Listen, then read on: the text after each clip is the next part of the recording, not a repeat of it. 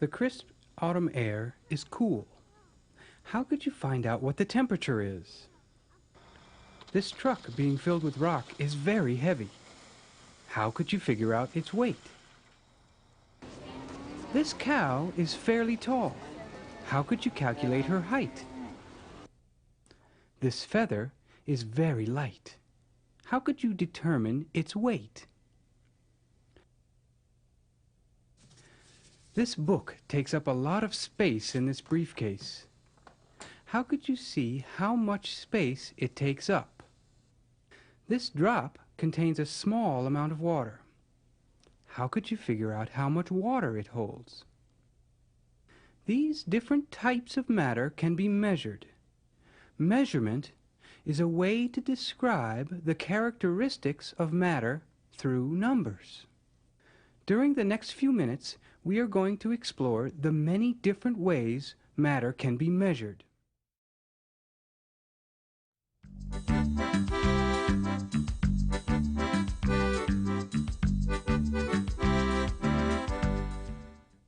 Believe it or not, you probably already have some experience measuring matter. For example, you've probably measured your body weight on a scale. And you've probably measured your height as well. These are just a couple of different ways matter can be measured. Before we talk about the other ways to measure matter, let's review the different types of matter. One of the most familiar types of matter are solids. Solids are everywhere you look. Solids have a definite shape and take up a definite amount of space. As we will see later, there are many ways to measure the different characteristics of solids. Liquids are another type of matter with which you are very familiar. You might have had orange juice for breakfast, or poured milk on your cereal. Liquid is one of the most common substances on Earth. The world's oceans are made of liquid water and cover most of the globe's surface. Liquids take up a definite amount of space, but do not have a definite shape. Liquids, like solids, can be measured in different ways, with different tools. Gases are the third type of matter.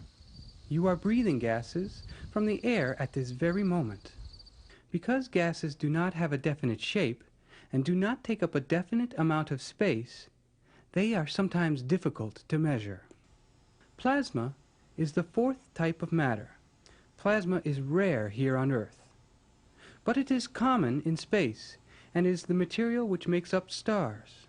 Plasma is a gas-like substance that is not common on Earth. Perhaps someday you will travel to the stars and actually measure plasma.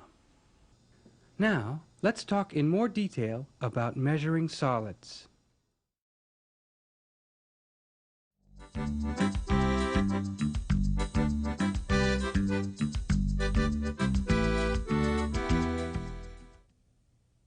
Before we actually begin to measure solids, let's discuss something called the metric system. The metric system is a system of measurement used throughout the world. The metric system is commonly used in science to measure matter. We can use the metric system to measure the size of objects. Size is one of the most commonly measured characteristics of solids.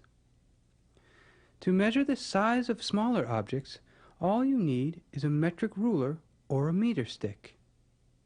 The meter is the basis for units of measuring length in the metric system. This is a meter. It's just a little larger than a yardstick. Both metric rulers and meter sticks have smaller units of measurement called centimeters. There are 100 centimeters in 1 meter. If you look closely at the metric ruler, you will notice that a centimeter is a small distance. To measure this fish, we can use a metric ruler. With something bigger, like this cow, it would be necessary to use a meter stick. When you get a chance, use a metric ruler or meter stick to measure solids in your home.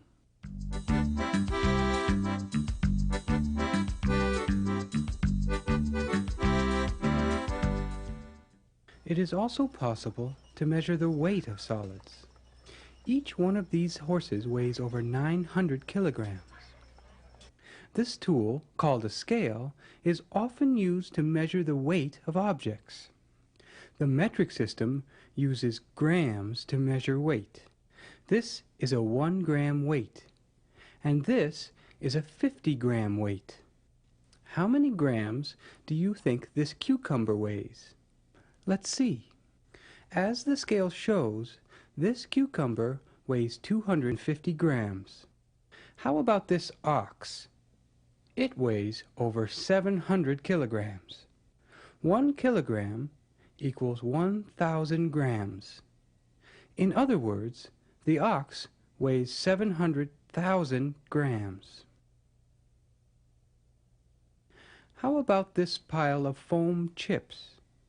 What do you think the pile weighs? We will put them in a plastic bag so that we can weigh them. They weigh 50 grams. How about this rock? What do you think it weighs? It weighs 50 grams, the same as the foam chips. Why do you think this rock weighs the same as the foam chips, even though it is much smaller? In other words, how can the foam chips take up so much more space or volume and still weigh the same as the rock? Before answering this question, let's take a closer look at volume and something called density.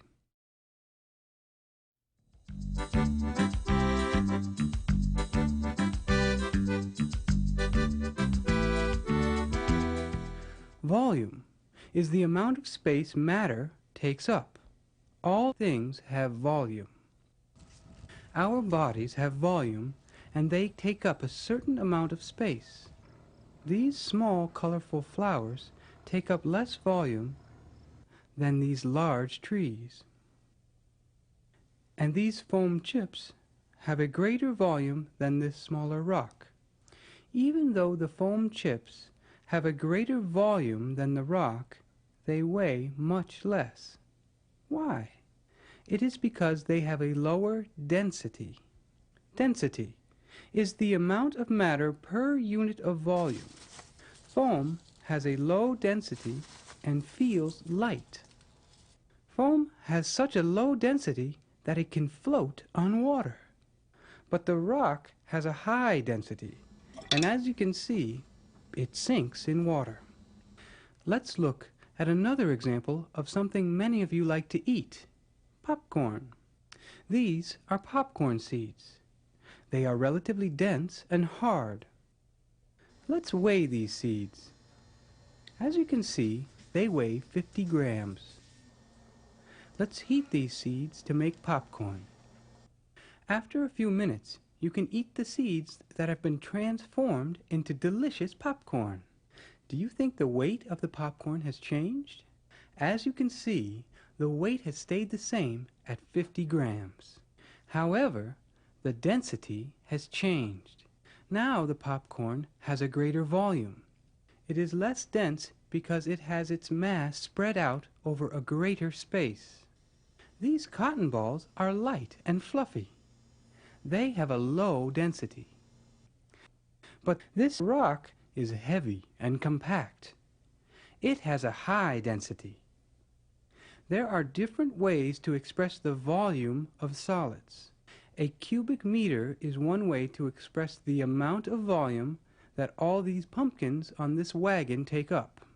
A cubic meter can be thought of as a cube or three-dimensional square that is 1 meter high by 1 meter long by 1 meter wide. Cubic centimeters are often used to express the volume of smaller amounts of solids. This is a cubic centimeter. It is 1 centimeter high by 1 centimeter long by 1 centimeter wide.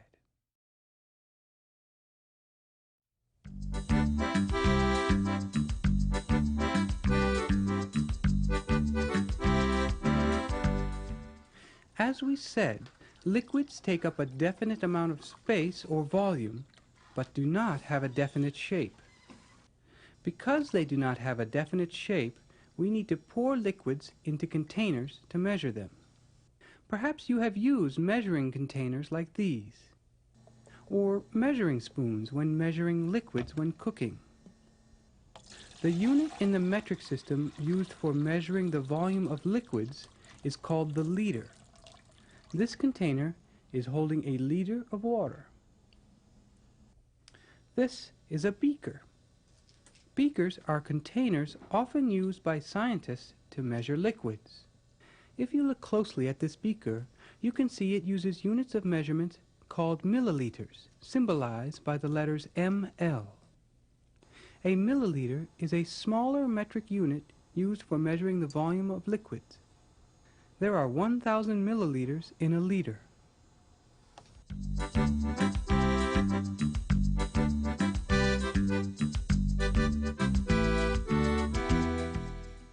We can also learn something about matter by measuring its temperature. Temperature is a measure of the energy or heat of matter. A thermometer is a tool we can use to see how hot or cold matter is. In the metric system, we measure temperature in degrees centigrade or degrees Celsius. This hot liquid has a temperature of over 60 degrees centigrade, and this cold stream has a temperature of 5 degrees centigrade.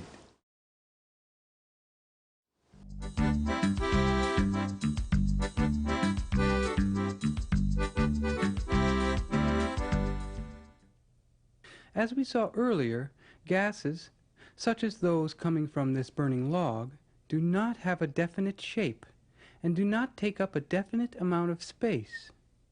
We know that gas has matter because gases can move objects. The gas sprayed from this can is moving these bits of paper. And gas has weight, as shown by the balloons balancing on this meter stick. Because gases have no definite shape or volume, we can measure them in different ways. One way is to measure gases by weighing them. For example, this can of propane weighs about 12 kilograms. We can also measure gas by measuring its volume. For example, this gas takes up 5 cubic centimeters of volume. During the past few minutes, we have reviewed the different classes of matter, including solids, liquids, gases, and plasma. And we have taken a closer look at how solids, liquids, and gases can be measured. Next time you get a chance, try to measure some of the different types of matter in your home. You might just be surprised at what you learn by measuring matter.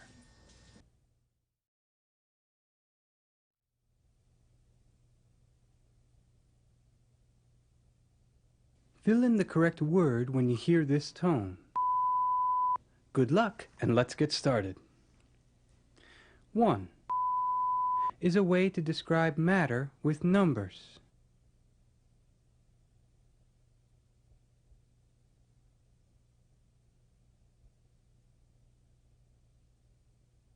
2. The system is used by scientists to measure matter.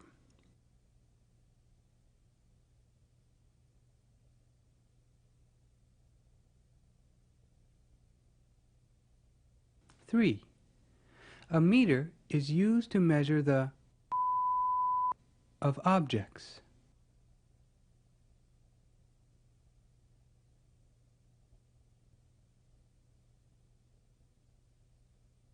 4. The metric system uses to measure weight.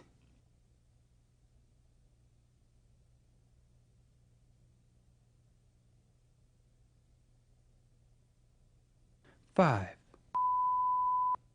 is the amount of space matter takes up.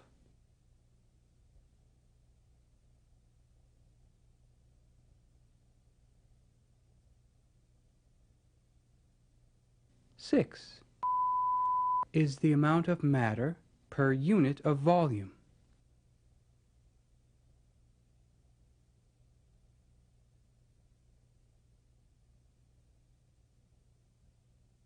7. Cotton balls have a density.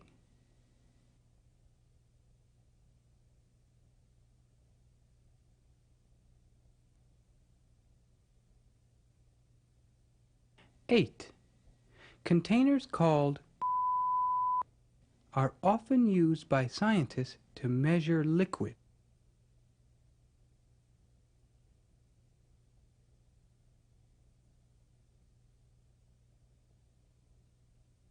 9 is a measure of heat or energy of matter.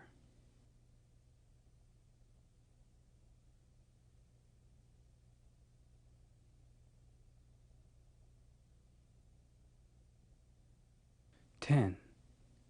In the metric system, temperature is recorded in units of degrees